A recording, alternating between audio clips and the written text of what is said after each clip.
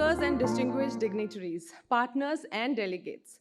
I am Gitanjali Purkayastha, Member Engagement and Outreach Program Manager at the Clean Energy Access Network. It is my privilege to serve as your Master of Ceremony for the opening plenary of the India Distributed Renewable Energy Summit 2026. As many of you know, IDRES 2026 marks as an important evolution of India's energy dialogue. Building on the legacy of the India Energy Access Summit, this platform reflects a shift in where the sector stands today. From the challenge of access to the challenge of reliable, productive, affordable, and inclusive energy that directly powers livelihood, enterprises, and local economies. On behalf of Clean and our partners, I warmly welcome you all to IDRES 2026, a platform that brings together policymakers, industry leaders, financiers, innovators, and practitioners to accelerate distributed renewable energy for livelihood enterprises and inclusive growth. To begin, may I invite our distinguished dignitaries and opening plenary speakers to please join us on the stage. Calling upon Dr. Jeevan Kumar Jethani, Executive Director, Association of Renewable Energy Agencies and State, and the Scientist F of Ministry of New and Renewable Energy, a key technical and institutional leader supporting state nodal agencies and advancing DRE and energy efficiency initiatives across state. Ms. Swati Bogle, the founding chairperson of CLEAN. She is a foundational leader of the DRE ecosystem. Dr. Angela Lusigi, the resident representative of UNDP India. She leads UNDP India's development and energy transition partnerships with strong focus on inclusive and sustainable growth. Mr. Ashish Khanna, Director General of International Solar Alliance. He heads ISA's Global Solar Corporation efforts, advancing distributed solar and mini-grid partnership across the global south. Dr. Ashwini Kumar, Technical Advisor at Shakti Sustainable Energy Foundation. He is a clean energy ecosystem expert supporting policy programs and sector-wide collaborations. Dr. Arunabha Ghosh, founder and CEO of Council on Energy, Environment and Water, CEEW.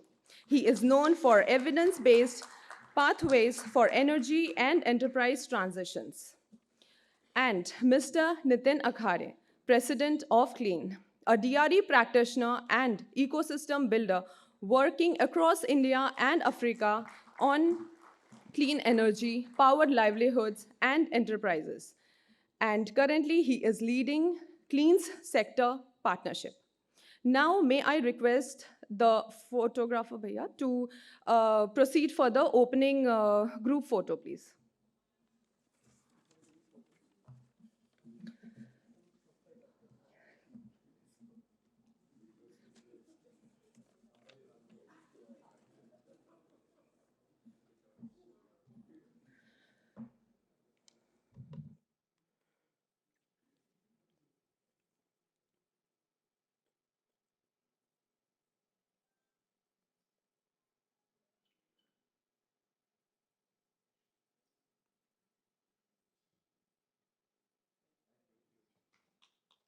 Thank you. May I request the dignitaries to kindly remain seated on stage as we begin the opening plenary. It is my honor to invite Mr. Nitin Akhare, President of CLEAN, to deliver the welcome address and summit overview.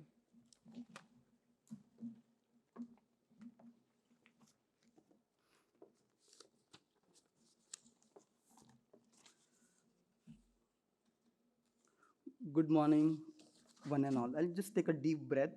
A lot has gone past 2 months to make this happen. As Gitanjali mentioned, I welcome all the dignitaries on the dais. It's amazing, almost 150, 170 years of experience on the podium. Across the geography, I think across 6 continents, all of them have worked. So, good morning, all of you, distinguished guests, respected representatives from government, Dr. Jithani ji, industry leaders, innovators, partners, and dear members of distributed renewable energy community. Yeah, I sometimes read, but it's always go extempo. So this is seventh edition of Distributed Renewable Energy Summit. We started way back in 2015, when still our country was trying to illuminate last 300, 400 million people. But by 2019, we really took electrons to the last mile. And the sector has grown. I think we were discussing how pockets of the country, we were having some pilots here and there, right? Starting with lantern, starting with cooking solutions, starting with street lights, and that were really catalytic because of the solar prices going down and how we are really capitalizing on that. If you see 2010, the solar prices were 200 rupees, almost like a watt peak. Now it has gone to 17 to 16 rupees watt peak. Sometimes we get even lesser. So we have come a long journey, so is the sector. We started writing a concept note and all, and then Clean was formed in 2014 to represent the voice of decentralized renewable energy sector in India. Thanks to Swati ji, Anurabha ji, and Harishande ji, they came forward and they started this. I was an intern there, to be very honest, in Clean. Joined as an associate under the mentorship of the three board members who were co-founders of Clean, Anurabha ji, Swati ji, and Harishande ji. So that's the journey, and journey is of sector like me people also, starting from a grassroots, born and brought up in one of the villages in Raigad district in Maharashtra. And of my personal reflection about that journey, I would like to say over past 9 years, my journey with distributed renewable energy has taken me across 28 Indian states, really going on field, understanding what is happening. Sitting less in boardroom, yeah, that's not my type, but sometimes you have to do when you come on a board member, right? And 4 union territories, 4 are still remaining and 2 Indian states are remaining. So, and then 12 African countries. Technically, I take a pride when I go to Uganda, Zambia, Nigeria, and really see how these solutions are working. And market-based solutions, sometimes blended finance and sometimes grants wherever it is welcome. And when I visit these countries, it's not just about conferences. It's actually visiting villages, headmans, right? That's an institution in Africa. We really have to approach a headman first, and everything gets sorted. Farms, workshop, enterprise clusters. So what has stayed with me are not these installations, which we do as a sector collectively, based on my personal reflection. It are the people who are we serving there. So actually when they see the power of DRE is transformational on their life, on entrepreneurship. Because DRE is not just moving electrons or moving from fossil fuels or gray fuel to clean fuel. It's about transforming rural economies. It's really creating jobs. And that is happening. Because people, a country like India, 1.5 billion people, we need to create jobs at large scale. Though service sector is 55%, manufacturing 26%, agri 16%, still we need to create local jobs, and that can really happen in rural economies. We see the impact of pandemic, right? How people were going back to the villages, and then we really, that was, I think Jethaniji also will share this story. He was doing that in yesterday's workshop at MNRE. It was a jam full fact, and MNRE opened the door for Clean members to come and discuss. So really thankful for that. So really creating jobs at the grassroots. So that was my personal reflection. Again, going back to Tuengsang in Nagaland. I was just mentioning this jacket. I'm not for doing publicity. So when I was in Tuengsang, it's a district in Nagaland, on the eastern part of our country, bordering to Myanmar. Amazing people. High social capital. But let exposure of technology, right? So what? They're growing coffees, Arabica, because it is at altitude and good temperature also. But for pulping, for washing, for drying, for roasting, we need technologies. So there are amazing community builders there. They got farmers together, but karna kya hai? Then there were a lot of people came together from the Northeast fraternity, clean fraternity, and a coffee center powering unit was placed. That was one of the experience in Tuangsang. Similarly, silk spinning happening in Garo Hills of Meghalaya or Ribol district of Meghalaya. Similarly, milk processing units happening in Tong district of Rajasthan. Or biogas processing happening in Ernakulam. Or moong dal processing happening in Kendrapada district of Odisha. All these technologies, though they are at small scale, are driving economies at those scales.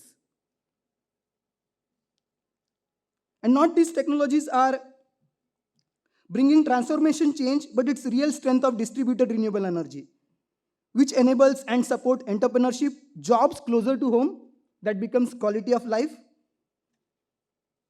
and boost economies. So what this summit is, it's a turning point for our sector. Though people are gathering, we see this row is empty, it is filling up slowly. That has been journey of sector also. We start slow, but we reach the destination at right time. So this summit represents, it's not just about talking about pilots or proof of concepts. Now we have to really talk about scaling. Talk about entrepreneurship. Talk about job creation at scale and what is required.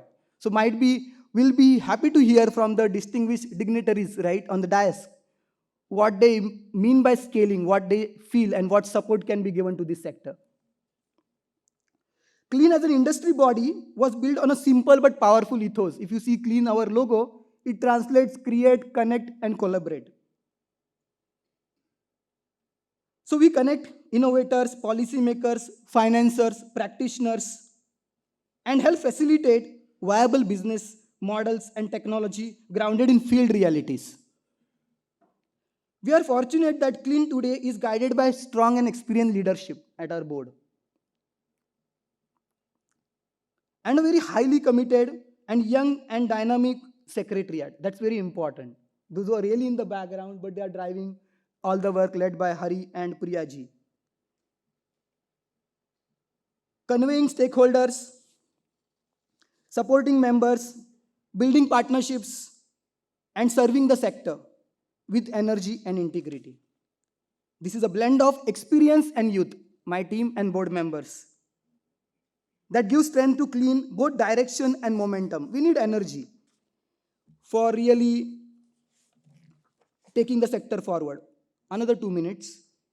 So IDRES 26 is designed as a convergence platform. It's not just as a summit. The session over these 2 days, yesterday was a workshop, are convergence dialogues. We'll have a session followed up by that. We have India-Europe private sector partnership dialogue. Then we have India-Africa private sector ship dialogue. Women in DRE, a dedicated session, not just to acknowledge their efforts, but see, they are the driver in the rural economies. At least whatever technology you can see from the Clean report that will be launched, almost 60-70% of the entrepreneurs are women in the villages. And they come forward, get this technology, and we'll hear some good news also from Jethaniji, how they are trying to push some policies right towards that. Sorry, sir, for spoiling this, but I think you can make that. Then we have very important thing where we see the sector will go in next 8 to 10 years. Powering MSMEs, really decarbonizing them. At least in India, we see a lot of informal MSMEs. If you go to Modi Nagar, forging industry, automobile spare part industry in Bosri in Pune. If you go down to Davangiri in Bangalore, puff making units, they are burning tires to boil the puff and the murmura khate hum, jalmudi, right? Different where bhel. So these are various where we can really get DRE into mainstream, where pyrolysis or biomass gasifiers can come into picture. In Davangiri, it's Asia's maximum puff rice making belt. In Davangiri, near to Bangalore, 2 hours drive. And then skilling, very important. Yesterday, we had an amazing session of CSOs where they talked about capacity is as important as capital. So it's very important. Capacity building of enterprises, end users are very important as capital. So these are some of the things that are going to happen in the session. Amazing line of speakers who have really worked hard on the ground. I would like to express my deep gratitude to Ministry of New and Renewable Energy and their leadership Minister Honorable Prahlad Joshi sir, Secretary Santosh Kumar Sarangi sir, JNLV Subramaniam ji, Joint Secretary, and Jethani sir. They have really given the direction. There was a question hour, priority question in the morning, so they were not able to make to the event, but we have a MNRE leadership and a champion driving this for last 2 decades. For the direction, encouragement, and institutional backing to DRE ecosystem. Sir, your leadership gives confidence and clarity to all of us working on the ground. The next phase of DRE must be measured not only in the megawatts installed, but in enterprise created, livelihood strengthened, and resilience. I invite all of you to use this summit not just to listen. We should be active listeners, not passive, but to partner, co-create, and commit to scaling the impact. We have to commit, my dear friends. Without hitting day in, day out on the ground, nothing will move. On behalf of Clean, I welcome you all and thank you for being the part of this journey. Let us scale clean energy, entrepreneurship, and impact together. Thank you. Jai Hind.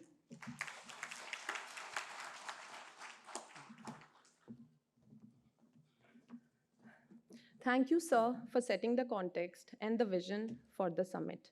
May I now invite Ms. Swati Bogle, founding chairperson of CLEAN, to deliver the founder's address.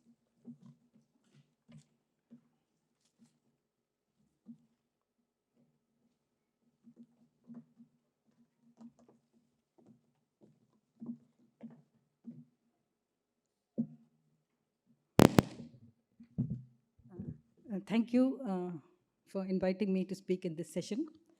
Long association with Clean, and it's good to see a resurgent Clean here. But respected dignitaries on the dais, I think I should be saying more friends on the dais. But it's been great to come and connect with Clean after so many years of sitting back and watching with a little bit of frustration. But we now know that India is having a dream run in installation of renewable energy linked power generation. Solar installed capacity in the range of about 130 gigawatt, wind speed catching up very fast at 30 gigawatt capacity, solar rooftop, battery energy storage, manufacturing capacity of solar panels, all growing very rapidly. Even as we celebrate the success, I'm aware that the contribution of DRE to these numbers is small. But DRE is not really about energy statistics, I think. To me, DRE symbolizes energy security, income and livelihood security, social and economic upliftment, transforming women's lives and the way they think, eliminating the need for male migration, reversing distorted family lives where able-bodied men do not stay with their families in the villages. So if DRE has to get its rightful place in the sun, it should be positioned as an energy for improving lives and not just numbers to be counted, although I do believe that numbers are also very important.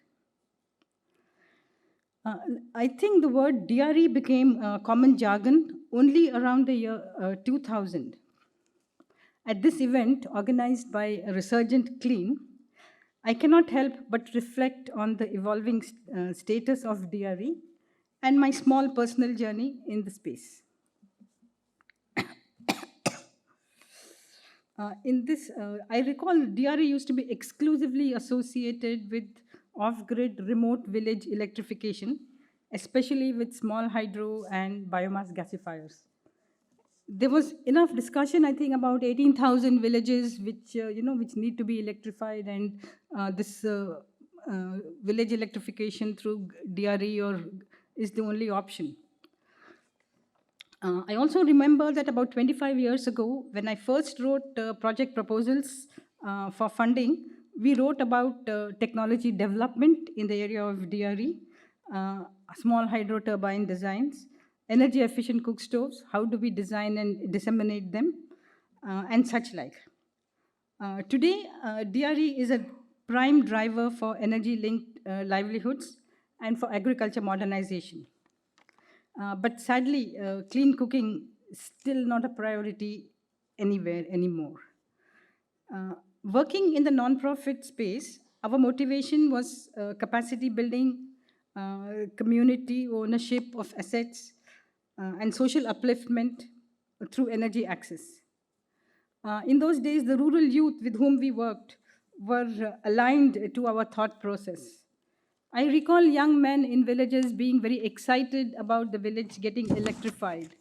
They would tell me that they were not finding brides in their villages because their village was not electrified, and their mothers were cooking on smoky wood fires. The prospective brides wanted a LPG connection and electricity in their homes. At that point of time, I was happy that women were taking a stand and speaking their mind. But my one regret now is that I should have sensed at that early stage that women need dairy more than men do. Village electrification projects based on biomass gasifiers. I don't think they could endure very much longer because we were technology developers and we had limited knowledge of societal aspects that would drive adoption.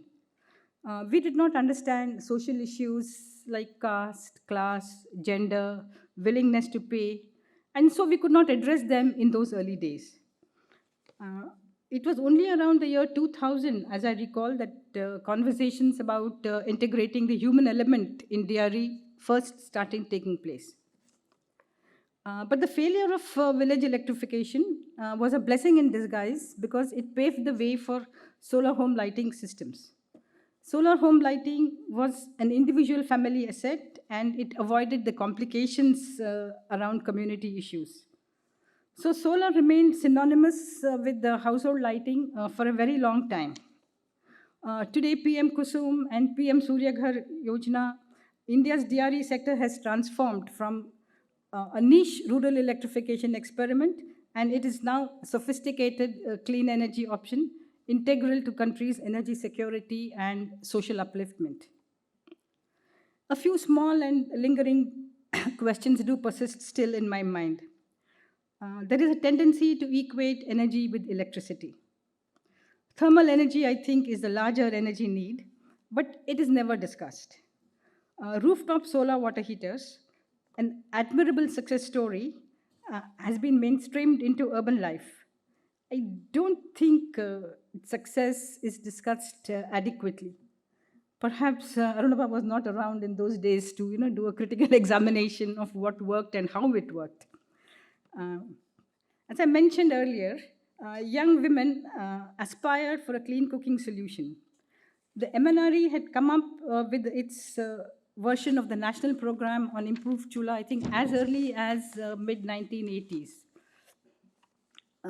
It was conceived to address environmental issues caused by traditional wood fires, and later added, it added improvement in household respiratory health to its mandate. Unfortunately, 45 years since the NPIC, and I find that women in rural areas continue to cook on smoky wood fires. The Ujjwala Yojana did change the lives of relatively richer households in rural areas, of families that could afford to pay the recurring cost of fuel, which is not affordable by many rural families. So I think clean cooking remains the elephant in the room. But I'm most optimistic about the modern era in the DRE space. PM Kusum, PM Surya Ghar have massive targets, and they can provide us a lot of learning on how DRE products scale. The technological shift in energy storage, smart meters, is a great enabler. The time has come to scale DRE for productive uses, but by imbibing lessons from the past. I think we've made some costly mistakes, and we must learn from them. DRE is women-friendly, and women are the biggest users of DRE appliances for productive uses. Nitin, a small comment for you, if you don't mind. When I came and I saw the posters, they were only women. in your posters of DRE, not here, as posters outside. I think we should have included a couple of guys there. It would have been good because because we should not go overboard with the gender mainstreaming. The fact that it is, so but DRE is women friendly, as I said, and the women are the largest users of it for productive uses. Women's income and money in their hands is transformative. The fact that income is not squandered in the liquor shops, country liquor shops, is a prime example of that. But I often wish that the women also had better access to smartphones and UPI-based payments. That way they could control their incomes, and the incomes would be even greater. Success stories in DRE tell us that when an ecosystem is ready, market forces penetrate rapidly. Government schemes, unfortunately, do not build ecosystems, but I'm sure they are in a position to influence ecosystem building. I think finally, last couple of points. DRE has come a long way from basic lighting to remote, for remote areas, to energy independence and economic generation. Technology has advanced. We now have, where we had once solar lanterns, we now have smart rooftops, solar pumps, hybrid connections, net metering. The user base has expanded from subsidized rural households, farms, industries, residential, commercial complexes, both in urban and rural areas. And so I look forward with excitement at the next stage of evolution of DRE, and specifically at the Clean's contribution in this process. Thank you.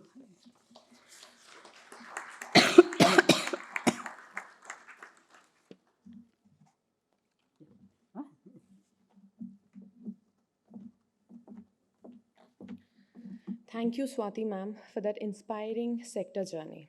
Now I would like to invite Dr. Jeevan Kumar Jethani sir to deliver the chief guest address and formally inaugurate IDRES 2026.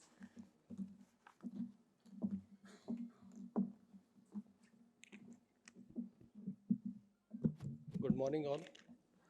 Dignitaries on the dais. My senior, Dr. Ashwini Kumar, is also here, from whom I have learned a lot.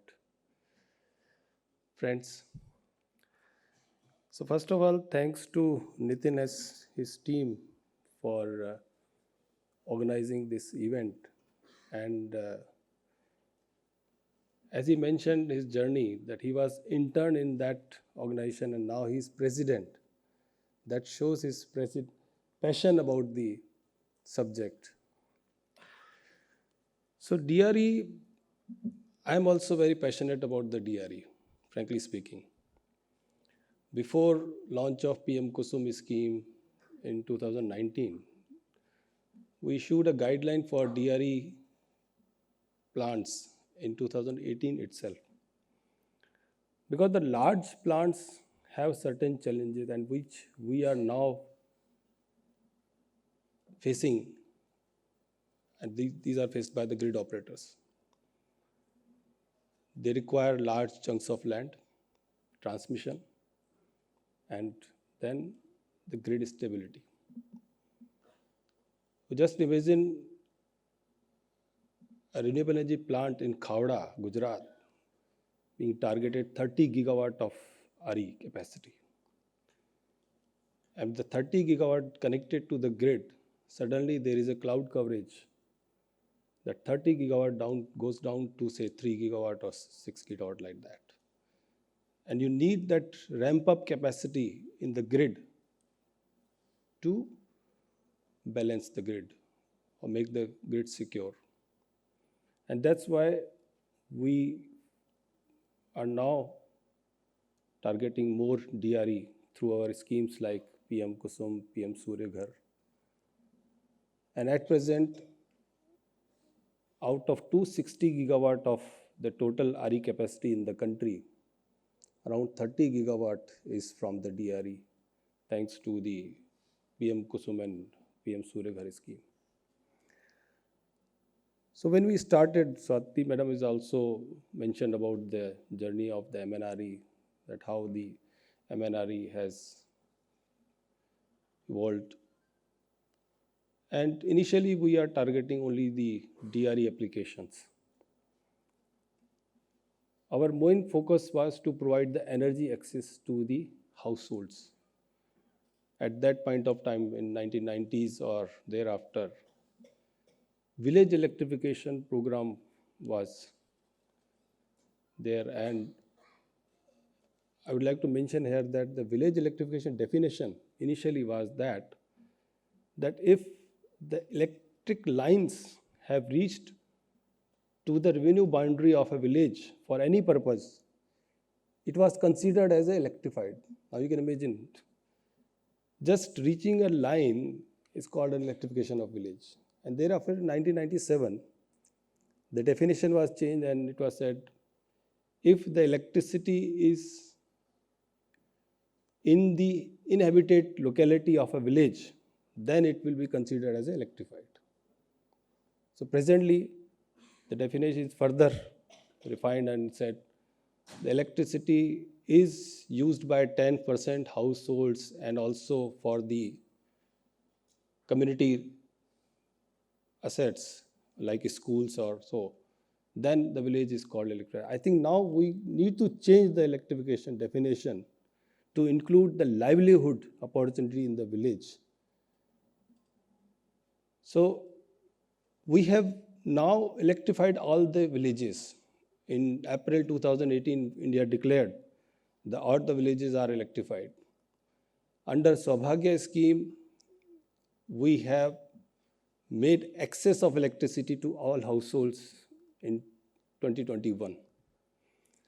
But now whether the electricity that has been reached to that level is reliable, particularly for the rural and remote households, that is the question. I'm getting feedback from my friends from the Northeast, from the hilly states, that sometimes due to storm or something, if the fault is there, line is damaged, it may take sometimes 2 to 3 months to restore the line. And in such a case, DRE would be the most reliable solution for that. Since we have reached to the household level electrification, we have lighted up their houses, but now they need more. It's saying that dil mange more. So now they need something extra, livelihood ke liye. So they are now have the electricity connection, they now have the mobile phones with them. They can see what is happening in the other world. So they aspire for the economic activities, and that is our responsibility to provide them such opportunities. And DRE is the best solution for such remote and rural areas. Thanks to Clean, they have a network of DRE manufacturers. They have a website where you can see how many applications, DRE applications are available. Now we have to take it forward. So far we have done pilot. There are a number of CSOs who are working in the field of DRE. But we now have to scale up. For this, I would like to ask you to please bring certain, I would like to say, examples, case studies, showcase them to the remote and rural people so that they can adopt. Creating awareness amongst the villagers is an utmost important. Sometimes they are not aware that whether such kind of solutions are available. So we have to educate them, get faith or generate faith of the DRE applications among these by providing them a solution which is reliable, energy efficient, Sometimes it happens that they are using a solution, but if it is not reliable, they lose the faith, and then they will say, no, DRE is not good. So we have to work on these standardization, making them more energy efficient, providing them the proper repair and maintenance services, train them, develop their skills so they themselves can make eligible to do the minor troubleshootings. And also provide them a supply chain options. So suppose you are providing them a solar dryer. They have dried up some, say, cardamom or ginger or turmeric.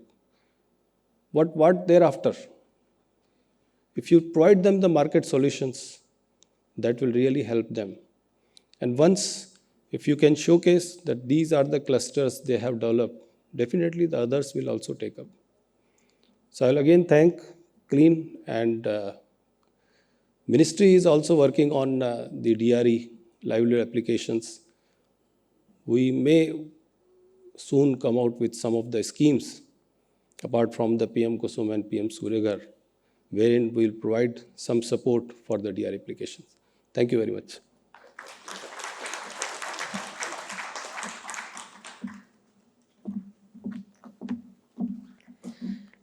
Thank you, Jethani sir, for your leadership and encouragement to the sector.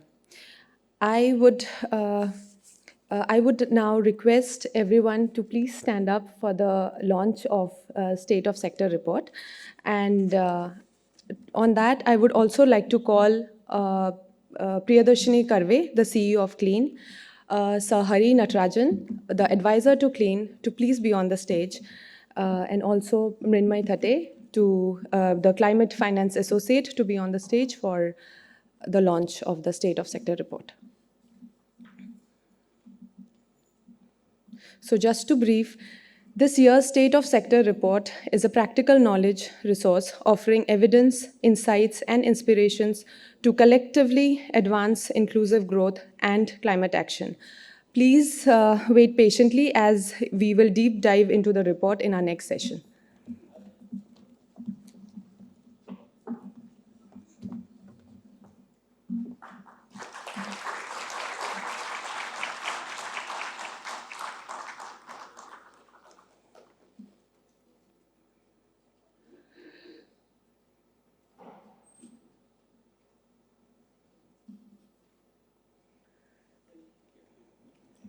Thank you.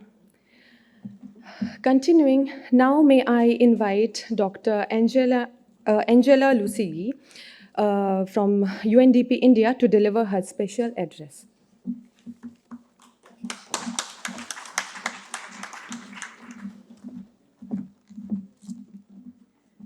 Thank you so much. Dignitaries on the dais, I'm not going to mention you by name, distinguished panelists, partners, and colleagues. In Africa, we have a saying, all protocols observed. So all protocols observed. It is my privilege to address this gathering of India's Distributed Renewable Energy Summit 2026. And I would like to thank the organizers, because platforms like this that bring together government, industry, civil society, and practitioners are so necessary in our world today as we're looking at India's inclusive energy transition. Now, we know that the transition from a fossil fuel-based economy to one that's powered by renewable energy is not simply desirable. It is also necessary if we have to achieve the goals of the Paris Agreement, strengthening energy security, as we've heard, creating sustainable livelihoods, but also reducing air pollution. At the same time, the global picture is really sobering. Global CO2 emissions from fossil fuels are projected to rise by 1.1% in 2025, and that builds on already rise of 0.8% in 2024. And why this is so important is because each year, the remaining carbon budget shrinks.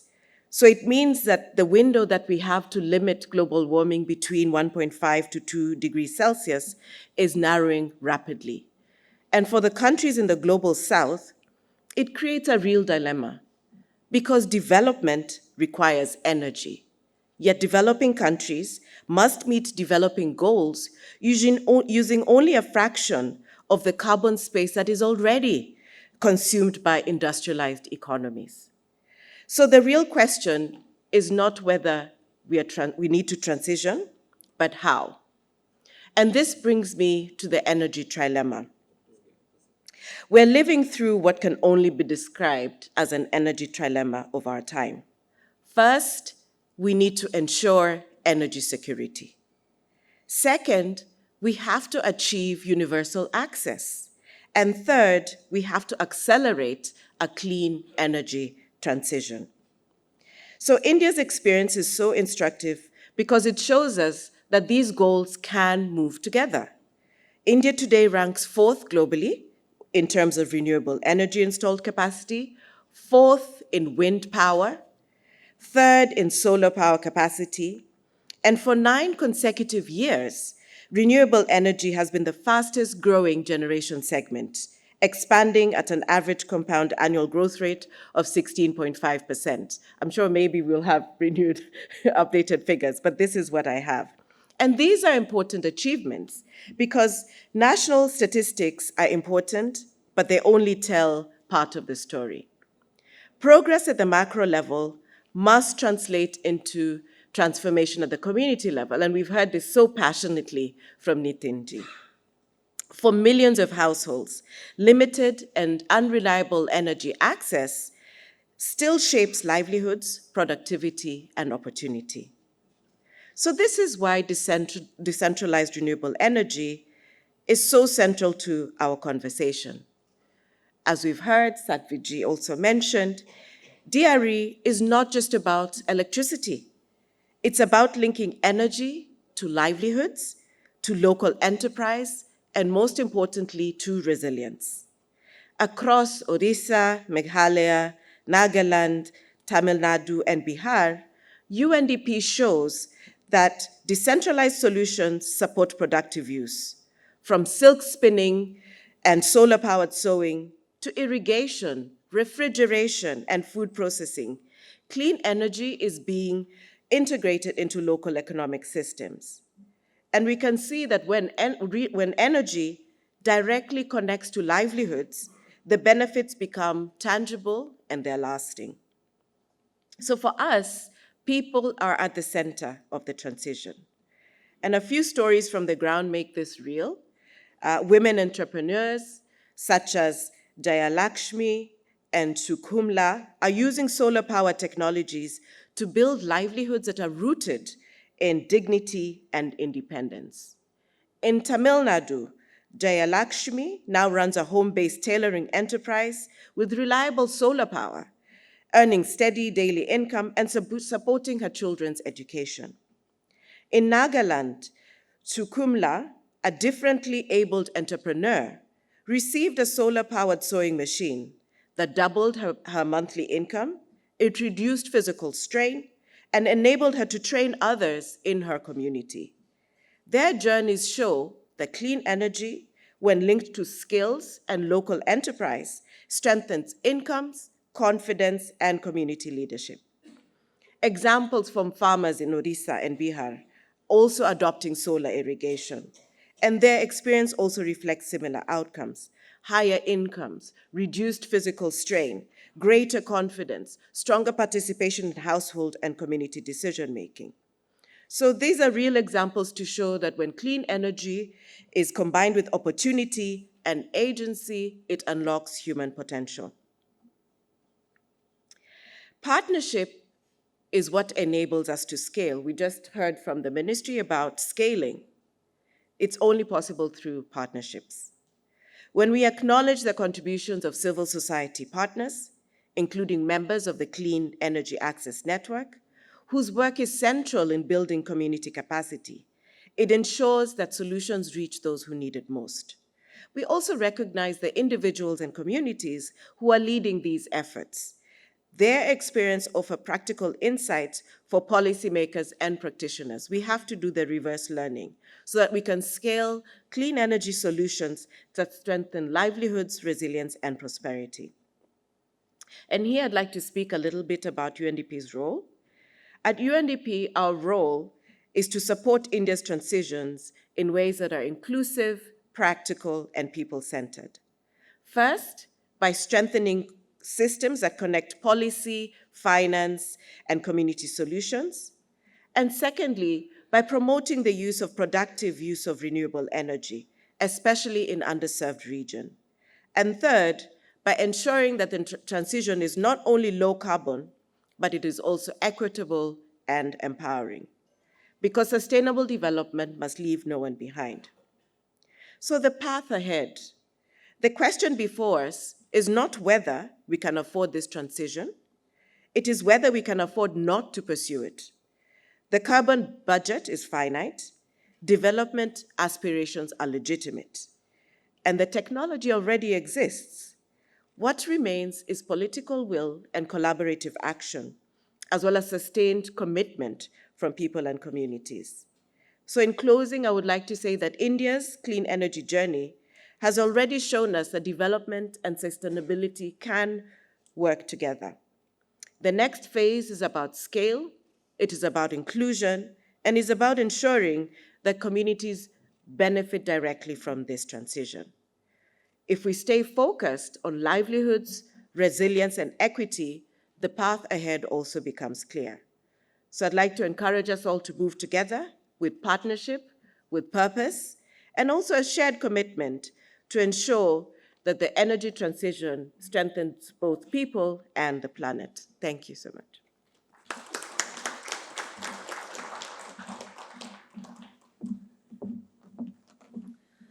Thank you, Dr. Lusigi, for emphasizing partnership-led transition. May I now invite Mr. Ashish Khanna, Director General of International Solar Alliance, to share his perspective through global lenses.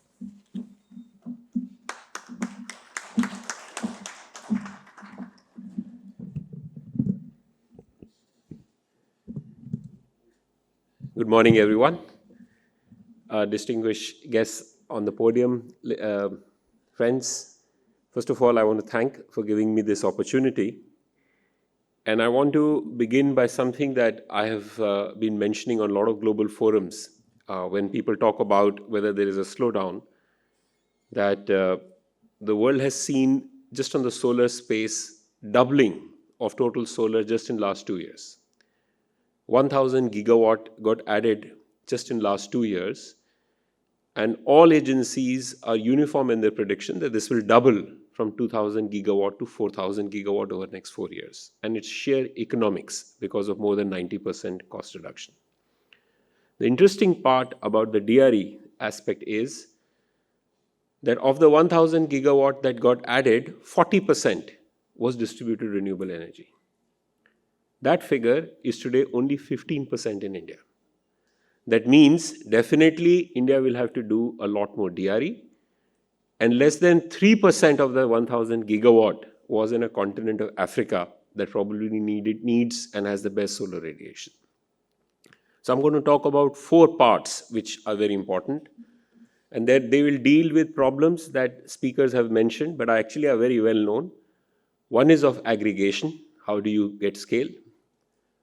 Second is about focus on productive uses and livelihoods. And third is about affordable finance. Let me first start with an example of Africa. I mean, a continent for everyone has been talking about the importance of energy access. 600 million Africans still do not have energy access. Compared to India, Vietnam, and a lot of Asian countries, at least half of them are going to get energy access only through DRE, because it's a huge continent, sparse population, and the utilities are just not functioning well, so it's not possible to have large utility-scale electrification programs. It was very divided.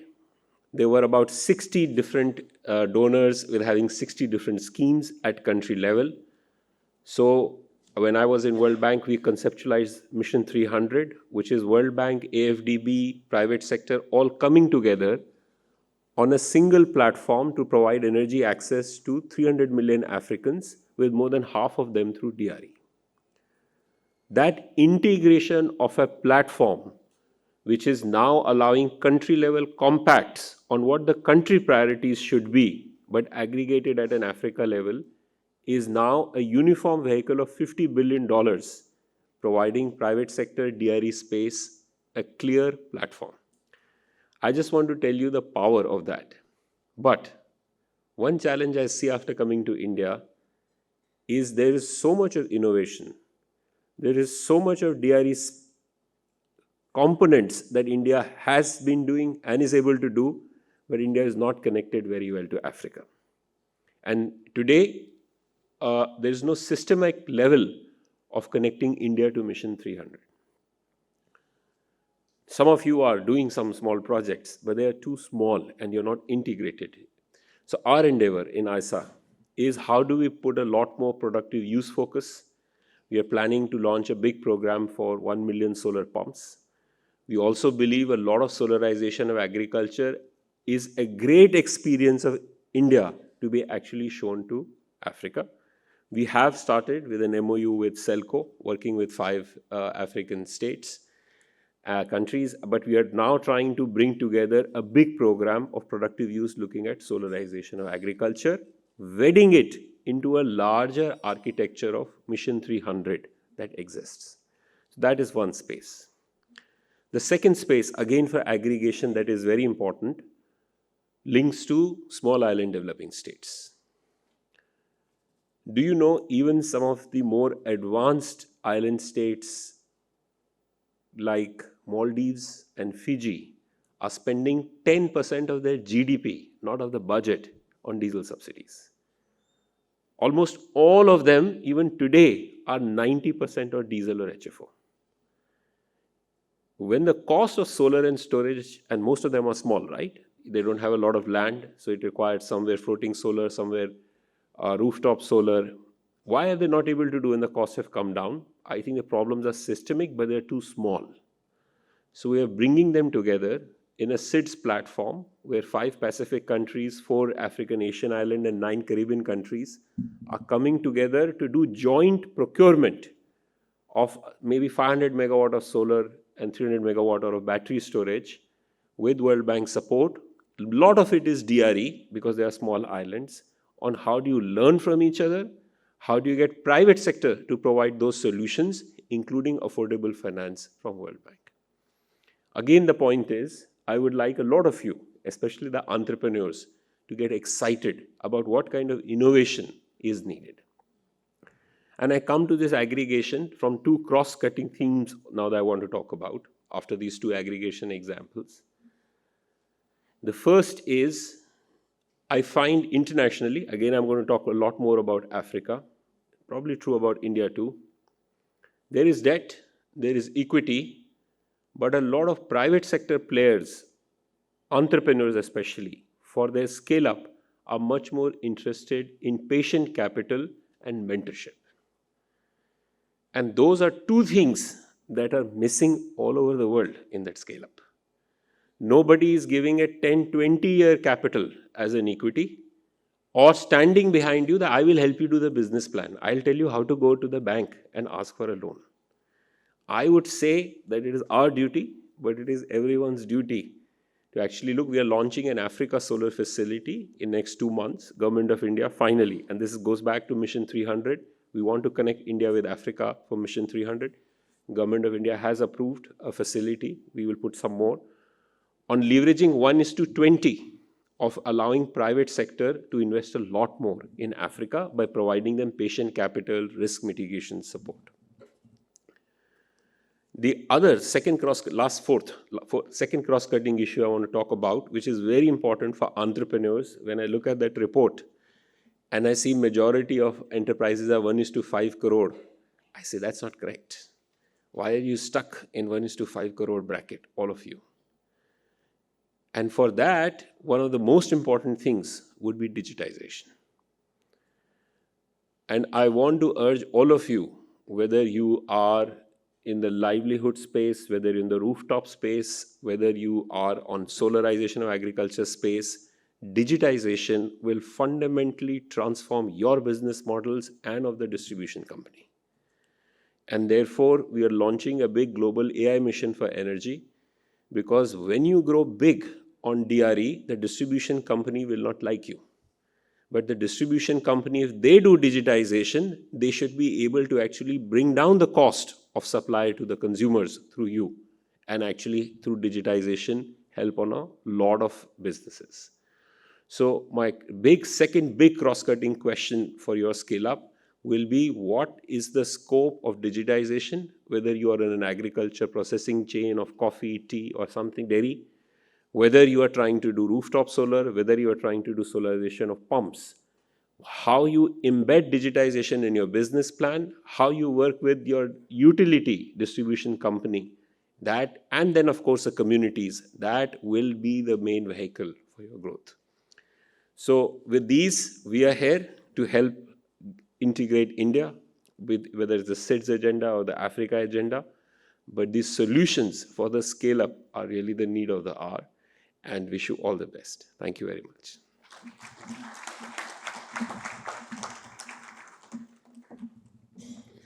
Thank you, Mr. Khanna, for the global scaling perspective.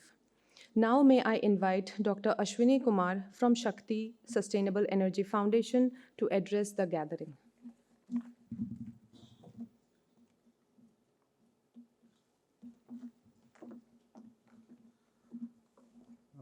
Good morning, ladies and gentlemen, dignitaries on the dais. It's always music to hear what ISA DG tells. These are the efforts of scaling up DRE. So that's really, I congratulate him, ISA, for doing this exercise, engaging in this exercise. But I would like to share you Indian experience. And I started my career in the ministry, and in fact, DRE is natural to RE, as you will see, that is present everywhere, and you can generate wherever you need. But only the problem comes that where needs are more and the space is left, or something that constrains you. So you try to build additional things, or you generate more, or needs are less. What do you do with the extra energy? Those kind of requirement comes. I think ministry was saddled with a lot of DRE programs, whether it is solar thermal, whether it is solar PV home lighting systems, or biogas, or improved program on chullas and everything for maybe more than 20 years. And always there were, two sides of these stories. Some consumers, beneficiaries, we call them, would say, it works fine. Some would say, no, it doesn't work. And the root cause of the problem was there was no reliable, I would say, repair and maintenance chain, and that failed. People didn't know how to use it. And in fact, if you see earlier times, even the solar cooker, which used to be provided, with a government subsidy, glass is broken, mirror, and nobody is there to replace that glass. The people, instead of using that for cooking, they are using that mirror as a dressing table or something. Those kind of, instances were there. But then ministry shifted the gear to aggregation. Aggregation is one word which I like the most, because I have been at SECI, and SECI, we have seen that in photovoltaics, or through photovoltaic power or utility power, whatever we call it, that was the aggregation word which played the major role.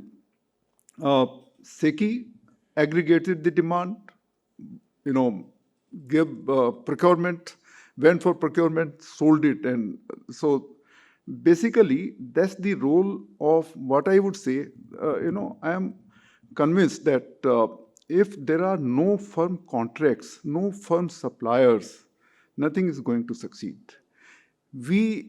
For me, it's hard to expect the people who are sitting in the rural villages, they'll repair their systems themselves. That's not going to happen. I mean, that's a wish list that we can always keep on trying and thinking of that, but we have to provide them those services. How that can happen? Through aggregation, through having that supply chain. That's the key in my opinion. In fact, I was just relating this that through SECI, when a lot of utility scale done, and today we are sitting in a situation that nobody says that solar doesn't work. Everybody knows that it works. And now, because of those learnings, we are able to, let us say, reinvent, I would say, DRE, and that's the result in terms of PM Kusum scheme or rooftop. Rooftop, today, India, I think in the last only 2 or 3 years, we are reaching 7 gigawatt through that PM Kusum, PM Muft Bijli Yojana, only rooftop, 7 gigawatt. 25 lakh households, they got installed solar rooftops. Nobody is complaining because then there is a policy to back this up. Before this scheme, when we were trying to promote rooftop, in fact, I was in the ministry, we tried to did it for government buildings to begin with. And I can share with you, at that time, even the cabinet secretary used to take meetings of the secretaries, why rooftops are not happening in government buildings. But these were not happenings. I mean, still that progress was very poor. And the main issue was that no policy backup was there. Policy backup in terms of net metering, always there is a flip-flop. Some states would say, I'll go for net metering. Some states will say gross metering. Those kind of issues were there. And, it's hard to believe if you go to distribution company officials, they would say, I have never seen two bidirectional meters and all. That was the conditions in field. So I think because of this one policy, the situation changed. Now net metering is there, people are installing, and that's why I think around somewhere we are seeing 20 gigawatt or something through rooftop. That's the thing. Another, the PM Kusum, that's the major achievement in terms of, I think scheme targeted large number of pumps, but I think 1.8 million pumps are already solarized through that scheme. The main advantage of that scheme is earlier, whenever power was available during night time, farmers were getting it. So they don't have to sleep, they have to get that water supply. But now because of solar, they can get during daytime. So their life is less stressed, and that's improved. So those kind of things happening, I would say that India has a lot of examples and a lot of things. I can share with you, when we are talking about DRE, it's not only electricity, though I know that a major portion is considered as electricity, and I also believe that if we are able to firm up grids, then many of these demands will be subsumed in the, let us say, stable grid or electricity supply, if it is there. But for example, heat applications, is there a chance that heat applications still make a sense? Like heat applications can be made through what you call solar thermal applications, solar thermal heat, or the biomass heating in some way. So those kind of applications. I tell you one example. There was one NGO in Hyderabad, you might be knowing them, SEED, Professor Ramakrishna Rao. He was there, and he did for solar dryers. But he didn't do only drying of products. He was doing what you call it, mango pulp drying, aam papad banane ke liye. And but he said, no, only drying is not sufficient. He had all the elements of the full chain, that even to packing, checking the quality of the product, then packing it, branding it, or even, from Hyderabad, this was coming to Delhi, Karol Bagh, and these were sold, maybe 20 rupees a kg was the pulp price, and they were selling it 200 rupees a kg. So that's so what I would say, that there is a lot of scope for other applications like solar thermal, at least for industrial process heat systems, small applications. But I think everything will succeed only if we have a proper supply chain.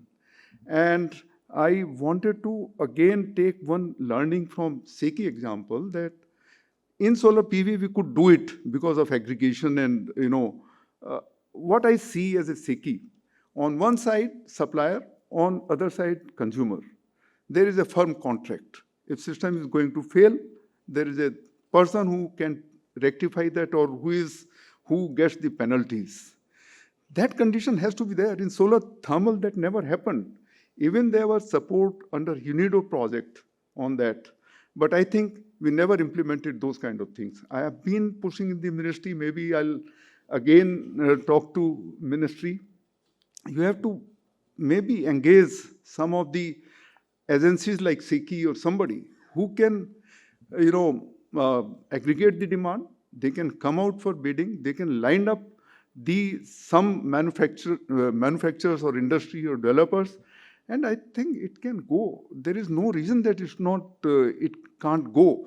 Now people are moving to all kind of solutions. But as again, I am coming back to Ashish that he said digitalization. That's the key. In fact, today people are talking about VPPs, virtual power plants.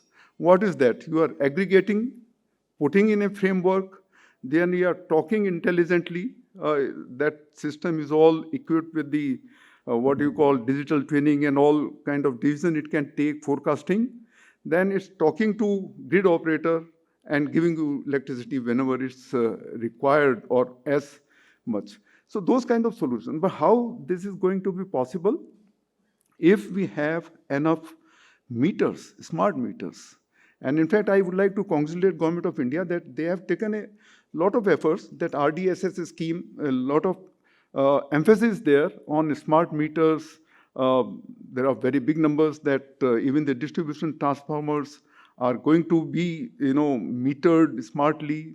Consumer metering that is being done. I was just looking at the total numbers. I think the total capacity which is installed in the form of distribution transformers is about 1,000 gigawatt.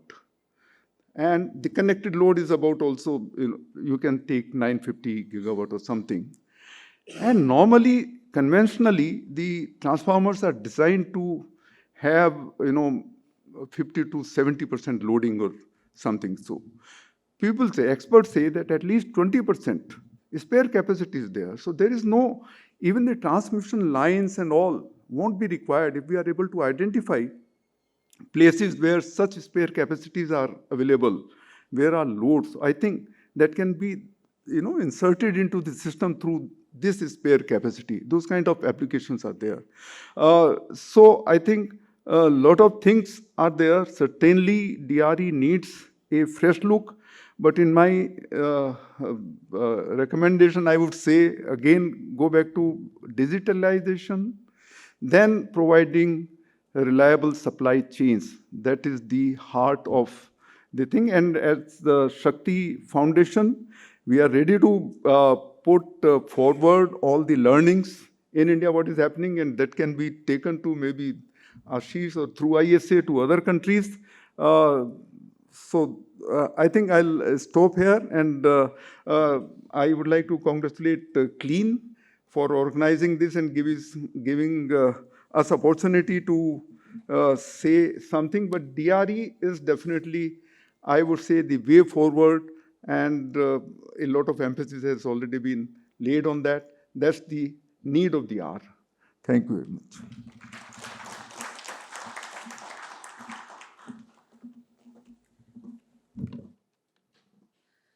Thank you, Dr. Kumar. Thank you, Dr. Kumar, for your ecosystem insights, and thanks to Shakti Sustainable Energy Foundation for supporting Clean since its inception.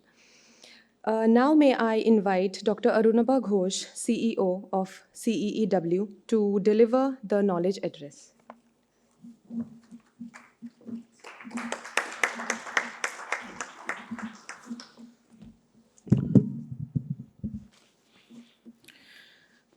Thank you. Good morning.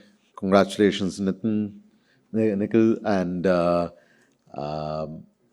Clean members for bringing us all together.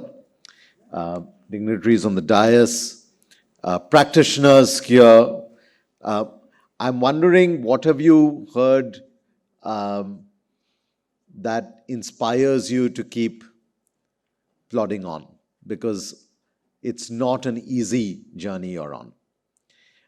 When we were conceptualizing Clean more than a decade ago, we started working on Clean in 2012. We finished a concept note for Clean in 2013, and we launched Clean in 2014. India at that time had the dubious distinction of having the largest number of human beings on the planet without any access to electricity at all. A year later, the Sustainable Development Goals were announced.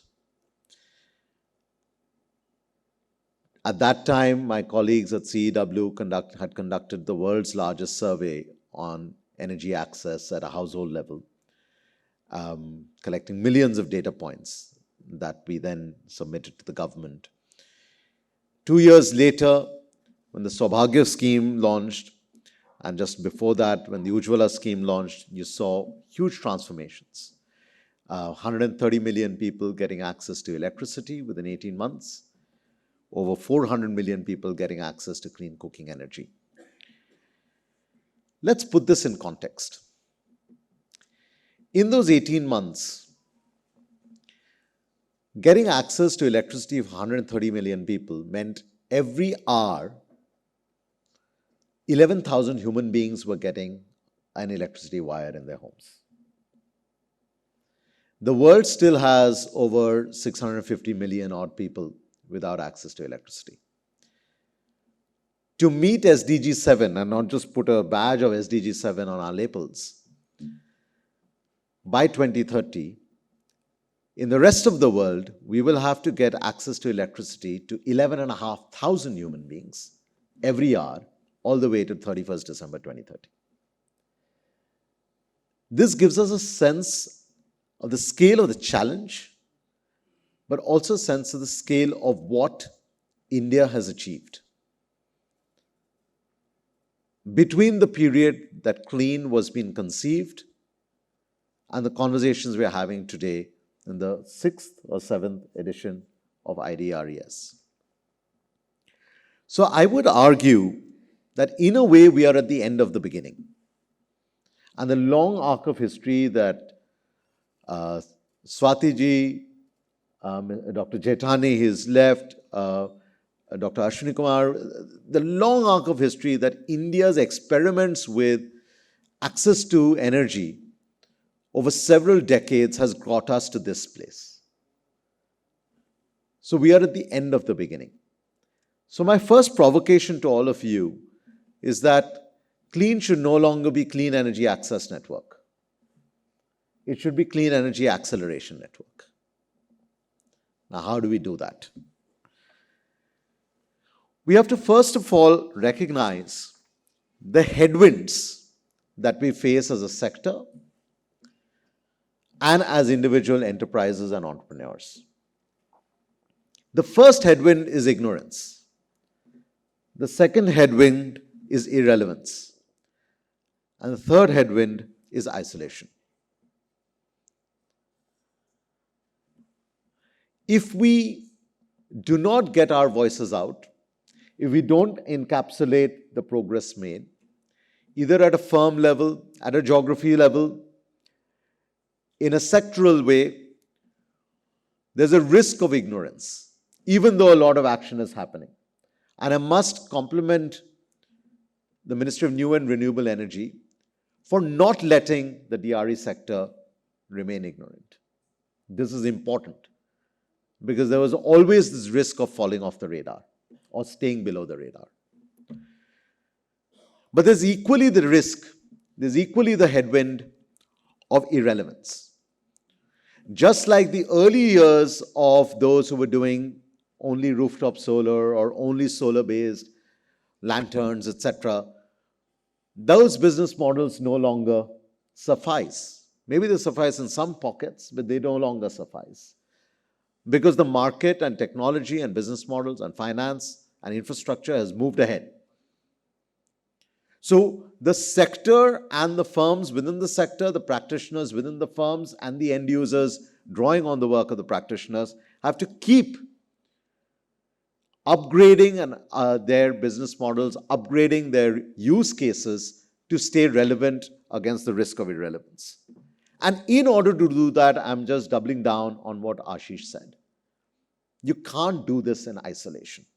The headwind of isolation is right now the biggest headwind, because you will get in the trap. Just like economies get stuck in a middle income trap, the DRE sector will get stuck in a low middle income trap. So if those are the headwinds, what are the tailwinds? The first tailwind is, of course, the scale that the DRE sector has achieved overall. The scale of DRE in India today is larger than the entire electricity system of many countries. And we've not understood how important that is to deploy at that scale.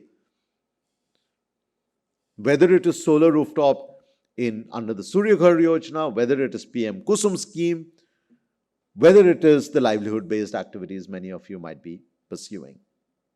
Together, that is a giant scale. DRE is no longer a marginal play, and I would argue it is no longer an either-or play. It is increasingly be recognized as a part of the future energy system we are trying to build. The other tailwind, and many of my colleagues on the stage have already referred to this, is the focus on productive uses. Whether it is, again, on-farm or off-farm. If you come to CW's offices, you will see a display of many of these technologies that many of you are probably innovating and deploying. We put it front and center for anyone coming to our offices to understand what people, planet, and prosperity can look like right there. But in order to build this up, we need a lot more than just the innovation. Ashish has already hinted at a number of things that can be done. At CEW, we worked with Wilgrow to create a program called Powering Livelihoods. Many of my colleagues who have been driving this program are here in the room. We've supported 22 enterprises, all focused on using distributed energy for livelihood activities in rural areas. We've unlocked 35,000 odd livelihoods, majority of them being women, and more than that, unlocked $8 million of additional capital that has been crowded in, including the patient capital that Ashish was referring to. But what do we learn from this? Our analysis across 20 states and union territories shows that about more than 90% of the DRE users are able to see at least a 33% increase in their incomes. We were discussing offline, again, Ashish was telling us, ultimately it's only the unit economics that works. So all this would be feel good if we don't feel the cash in our pockets. The other issue is that the gender focus that Swatiji was also referring to, and many of you are focused on, is important not just in terms of inclusion, but in how we design the products and the services and the business models that make it easier for women to adopt and deploy these technologies. Some of the things we did under the program Powering Livelihoods, for instance, the silk reeling machines were made smaller, lighter, and more portable. The hydroponic systems, solar-based hydroponic systems for cattle fodder were reduced, the trays were reduced in height and made lighter so that women could operate those systems. Based on that, we've developed a gender playbook.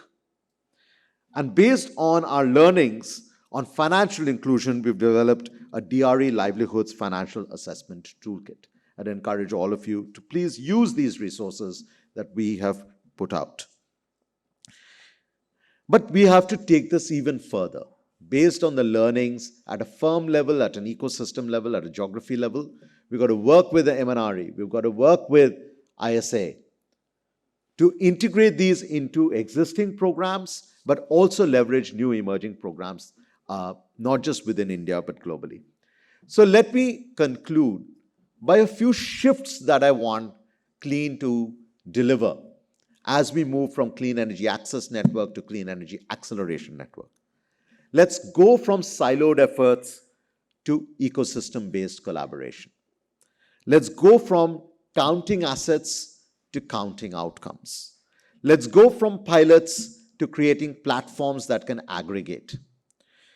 Let's go from identifying finance gaps as a problem to look at the solutions that deliver finance fit for different types of solutions in different types of geographies. And let's go from the risk of isolation and irrelevance to taking India's story to the world. My final concluding thought would be that energy is not about finance or technology or business models, but energy is actually about people.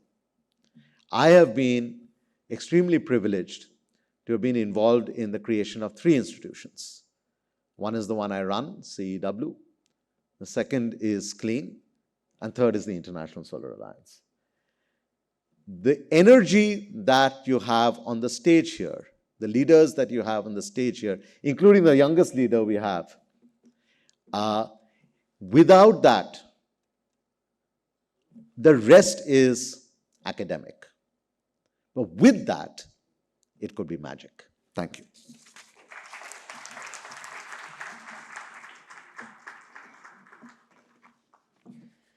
Thank you so much, Dr. Ghosh, for the evidence-led direction. Now I request Mr. Nitin Akhare, the President of Clean, to kindly come forward to felicitate our distinguished speakers and dignitaries as a token of appreciation.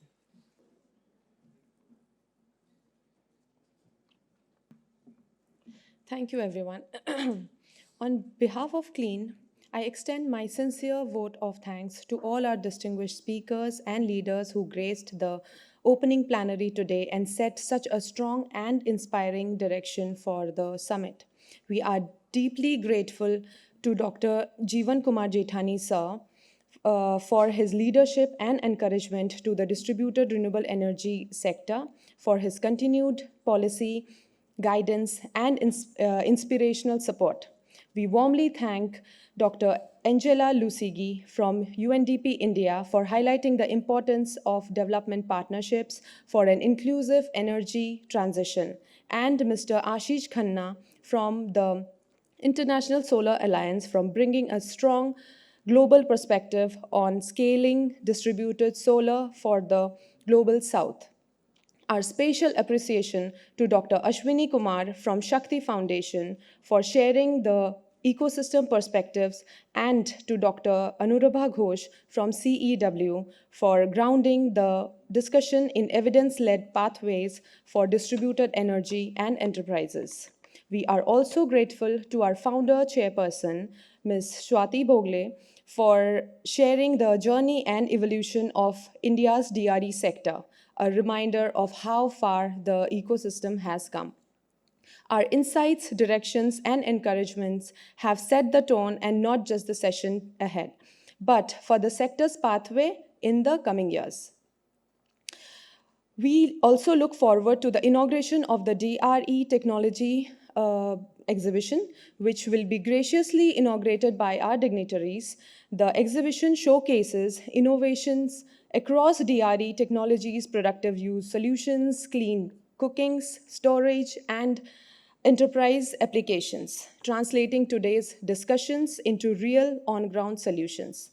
Please, I will request everyone to please proceed to the Charminar area for the inauguration of the exhibition, and then have some tea break, and please be seated back by 11:45. Thank you once again, and let us carry this momentum forward.